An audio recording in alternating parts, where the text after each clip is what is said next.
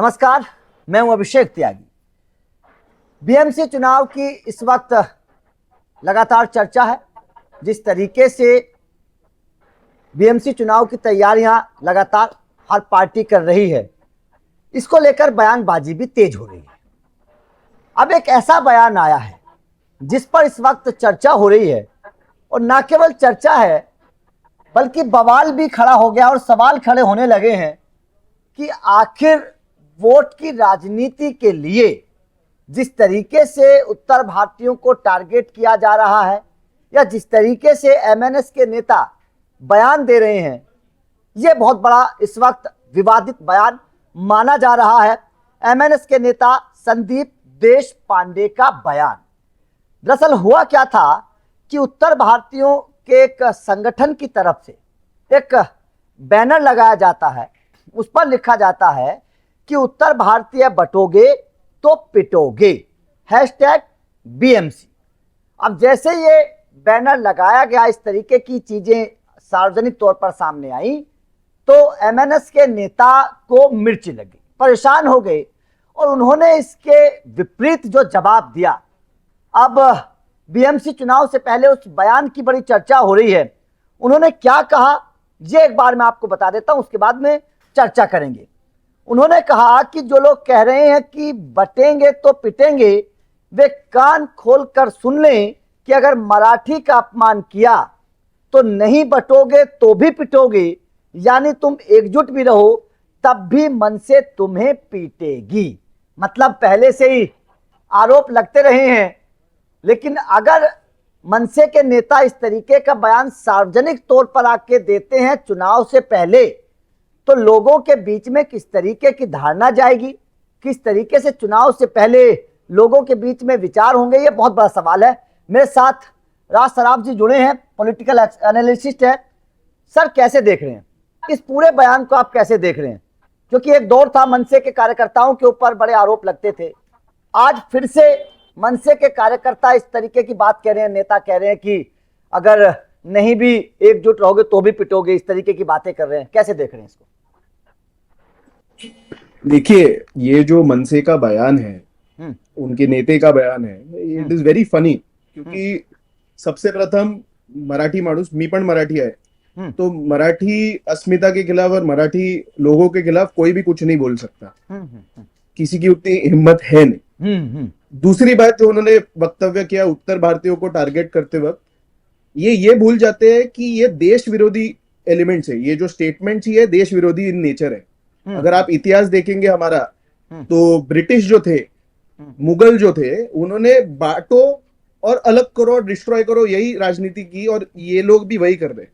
हम महाराष्ट्र के लोग हैं, हम मुंबई के लोग हैं, हम छत्रपति शिवाजी महाराज जी के मावड़े हैं, और हमारे छत्रपति शिवाजी महाराज ने हिंदवी स्वराज्य ये रखा, हिंदुस्तान हिंदवी स्वराज्य, इसकी स्थापना करने की, और ये फॉलो करते हैं औरंगजेब और ब्रिटिशों को।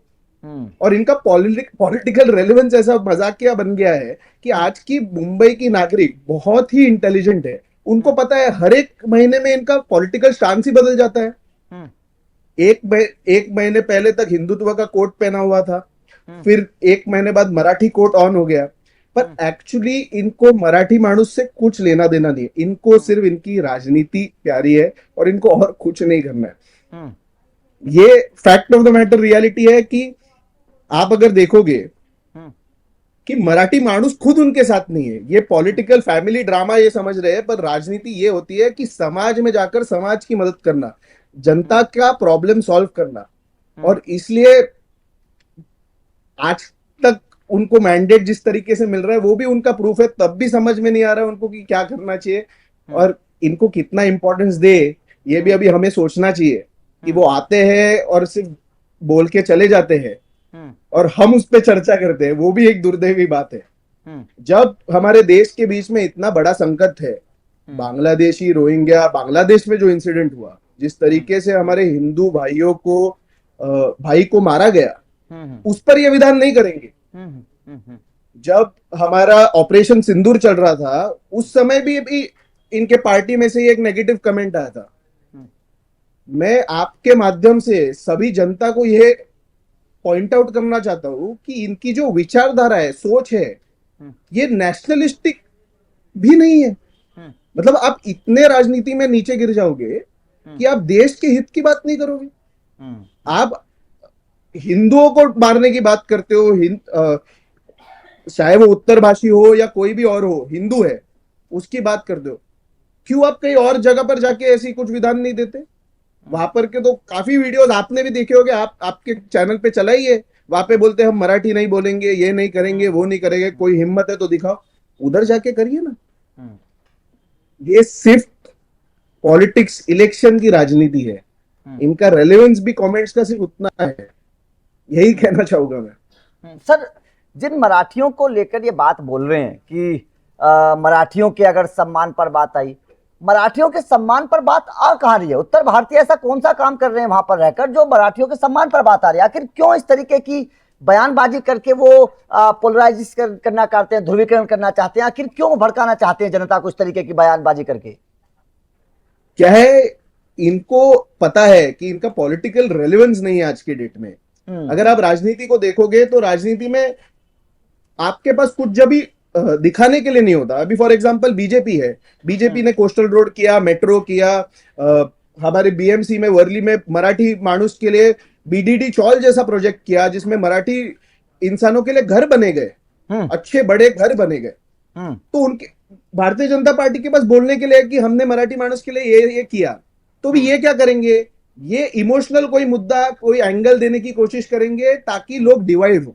इनका पॉलिटिकल रेलेवेंस ही है कि लोगों को मिसगाइड कैसे करें और हम वोट कैसे बटोरे। तो वैसे तो कुछ हो नहीं रहा है। उत्तर भारतीय हिंदू आज कुछ नहीं कर रहा, आज सभी के सामने है कि हमारे भारत देश में या विश्व में किस समाज से क्या प्रॉब्लम क्रिएट हो रहे हैं। जो कट्टरता हम बात करते हैं, कट्टरता की वजह से पूरे देश भर, विदेश में भी, लंदन में क्या हुआ, पेरिस में क्या हुआ, बांग्लादेश में क्या हुआ, वो सब हमारे सामने है। ये इस विषय पर क्यों नहीं बात करते? ये जो इलीगल इमिग्रेंट्स, उस विषय पर क्यों बात नहीं करते? इलीगल इमिग्रेंट जो इलीगली बिजनेस कर रहे हैं, उस बारे में कभी इनको बात करते हुए मैंने नहीं सुना। तो ये सर एक स्टंट है और ये स्टंट ही रहेगा। और ये इलेक्शन के बाद अभी हम बात कर रहे हैं, 1 महीने बाद इलेक्शन के बाद इनका स्टांस क्या रहेगा वो भी देखने जैसा होगा।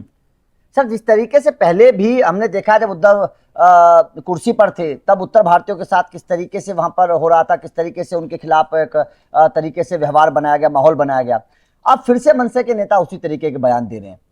क्या आपको लगता है, आप किस तरीके से माहौल को समझते हैं? क्योंकि आप खुद एक मराठी हैं, माहौल को समझते हैं, जानते हैं, पहचानते हैं।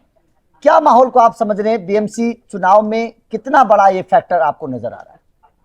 देखिए, मैं मराठी माणूस हूं और मराठी माणूस हम सब हिंदवी स्वराज्य, छत्रपति शिवाजी महाराज हमारे दैवत है जी, और हम उनके मार्ग पे चलने वाले हैं। जी जी जी। तो छत्रपति शिवाजी महाराज ने हमेशा से कहा है कि हिंदवी स्वराज्य, हिंदू साम्राज्य। तो हम सभी डेवलपमेंट की तरफ काम कर रहे हैं। बिल्कुल। हमें क्या चाहिए? हमें अच्छे रास्ते चाहिए। बीएमसी में करप्शन जो इतने साल से इन्होंने किया या कोशिश की करने की, वो हटाना चाहिए। हमें चाहिए कि हमारी स्टैंडर्ड ऑफ लिविंग ऊपर जाए, हमारा मुंबई का वातावरण बेटर हो। ऐसी अनेक चीजें उस पे हम निर्धारित करेंगे। और सामने जैसे भारतीय जनता पार्टी का जो काम है वो बहुत उत्कृष्ट है। अभी आप metro, state of the art metro हमारे इधर बनी है, बिल्कुल बिल्कुल, लोग उससे प्रवास कर रहे हैं। अटल सेतु बहुत खूबसूरत, अंडरग्राउंड पोस्टल रोड। मैं सच कहता हूं, आप भी कभी मुंबई आएंगे तो सफर करना, जब आप बाहर आते हो कोस्टल रोड से, ऐसा लगता है कि कोई मूवी का रेसिंग ट्रैक का सिनेरियो है।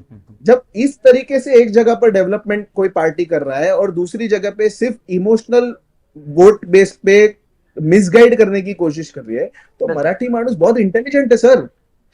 हम हमेशा से पढ़े लिखे रहे हैं, हम पढ़ते हैं, ध्यान देते हैं, ऑब्जर्व करते हैं। और आने वाले काल में मेरा इतना कहना होगा कि 110% मराठी माणूस हा त्यांची जागा दाखवून दे, इनकी जगह मराठी माणूस दिखा देगा।